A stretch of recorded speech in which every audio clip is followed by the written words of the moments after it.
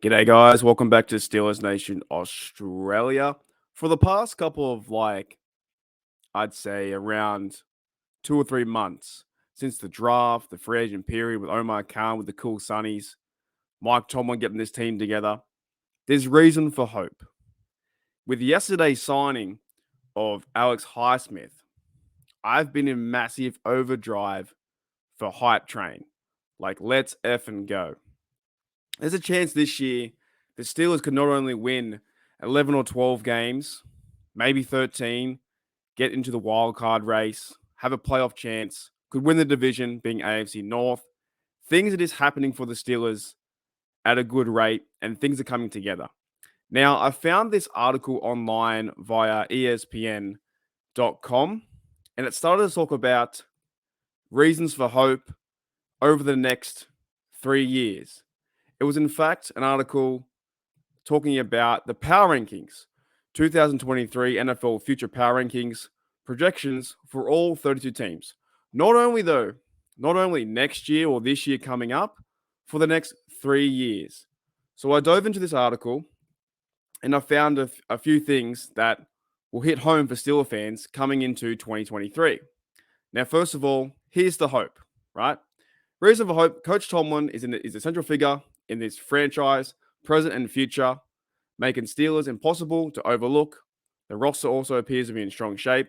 Around second-year quarterback Kenny Pickett, who's offered plenty of his own reasons for optimism over the second half of his rookie season. He was top 5 in QBR from weeks 14 to 18. Now, I agree with that 110%. And we've been talking about this all off season.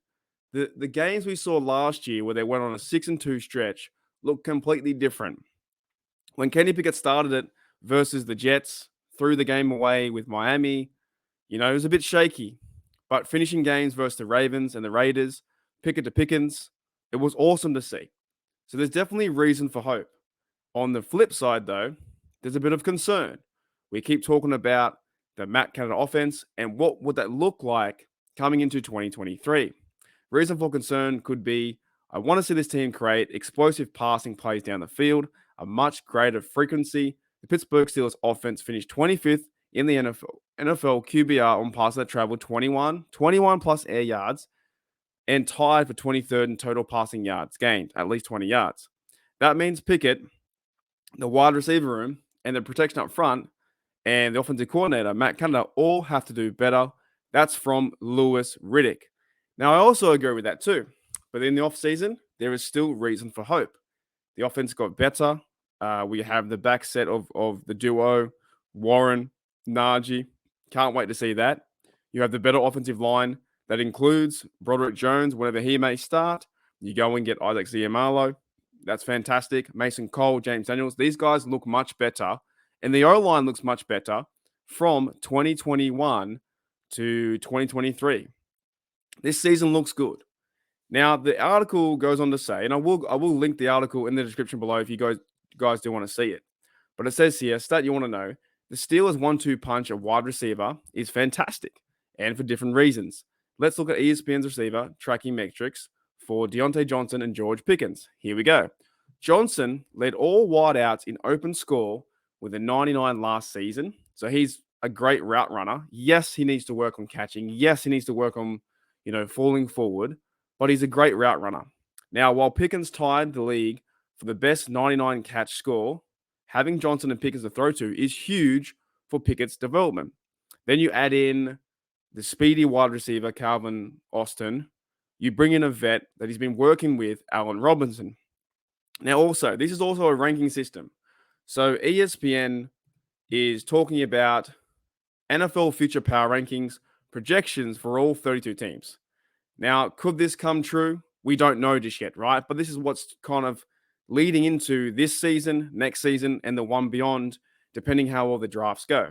ESPN has actually put down a few categories here. So overall roster minus a QB, they've given a score of 85.3, I guess, out of 100, which NFL rank is 9. So it's like almost, above mid-tier, which is pretty good to see. And the Steelers have made a lot of off-season changes in 23. We all know who they brought in. Quarterback 74. So Kenny Pickett's a bit average there, but I want to see it higher. But I think once Kenny Pickett starts to throw the football down the field, that definitely 22 will turn into maybe a 12 or 10 or something like that. Coaching's up there. You guys all know how I feel about Coach Tomlin. He's ranked 3. Draft, we have 82. Had a fantastic draft last year with Omar Khan. And the front office, of course, always gives the Steelers a chance in the dance later on the season. We have a chance for the playoffs. Now, here's where they rank. Right, so I grabbed the first team for reference and the last team for reference. Now, in the comments below, you can kind of guess where they're going to rank, but I will tell you guys in about 30 seconds.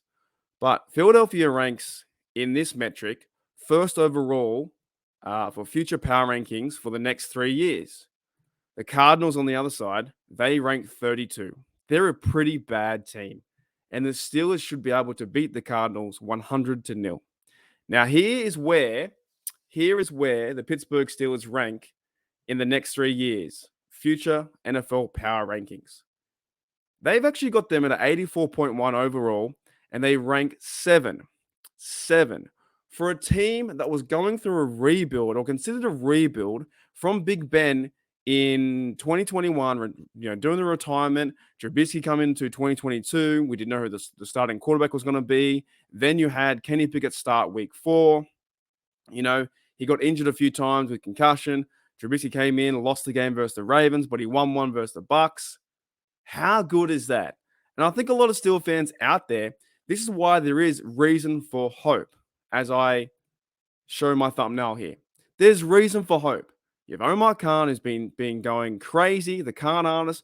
You still have Coach Tomlin, who I think he's a good coach.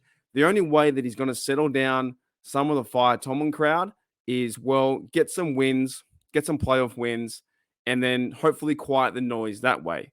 But to be realistic, I think this team can get some playoff wins coming into the season, right? I believe they can win 11, 12 games, have a chance to go to the wild card, and also have a chance to win the AFC North. So this is quite big, actually. It's quite big for the NFL, ESPN writers to give the Pittsburgh Steelers overall a 7. Now, in front of them too, just for reference, I believe the Bengals were 3, just double checking. The Eagles were 1, Chiefs were 2 with a 93.4. The Bengals are 91.0. They're a good team as well. The Ravens were 89.9. They're up there. The AFC North is stacked. Buffalo Bills are 89.9. They're tied 4th. Going down the list, Seattle Seahawks got to be live from them, 85.9, all based off their rankings. And it comes down to the Pittsburgh Steelers, 84.1, with like a new era that is Kenny Pickett and this defense that would now sign Highsmith to a 4-year deal, including TJ Watt on the other side, including Cameron Hayward being there, Keanu Neal, the big fella. You got Minka all-pro Minka in the backfield, right? Tied 8 was 84 with Jacksonville. You then have San Francisco 49ers 84, right? Tied 8. Going to the list, Cowboys 83. This is just using their metric. And the Lions being there at 82 at number 11. I don't know where the Browns are. They'd probably be the bottom of the list.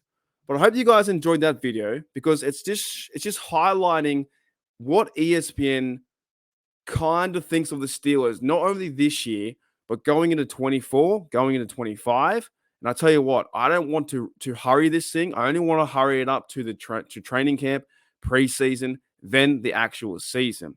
But it's good to see that the Pittsburgh Steelers actually have some hope, and there is reason for hope this season. There's big reason for hope this season. The Steelers, if they play well enough, they turn up, they show out, they play physical football, they have a chance to win a playoff game. They have a chance to win the division. And it all starts up front with running the football, play action pass at Kenny Pickett. Kenny Pickett has been working every single day. He now has a new offensive line in front of him. It's going to be free. It's going to be awesome, right? Woof. Anyways, you guys know I'm hyped up. We have the new draftees coming in, have the new players like Isaac Seumalo. We're going to have second-year players coming into the mix, being Warren as well. We're going to find a third down running back. Ogunjobi, I love what he's doing with his team as well. Keanu Benton, the wrestler, Cameron Hayward. You keep naming names, and the more excited you get. JPJ, Joey Porter Jr., Patrick Peterson have a chance, hopefully this year or next year, we can have a chance for a Super Bowl to send him out and maybe send out Cameron Hayward. There's a big chance that in 23 and 24, the Steelers can make some noise.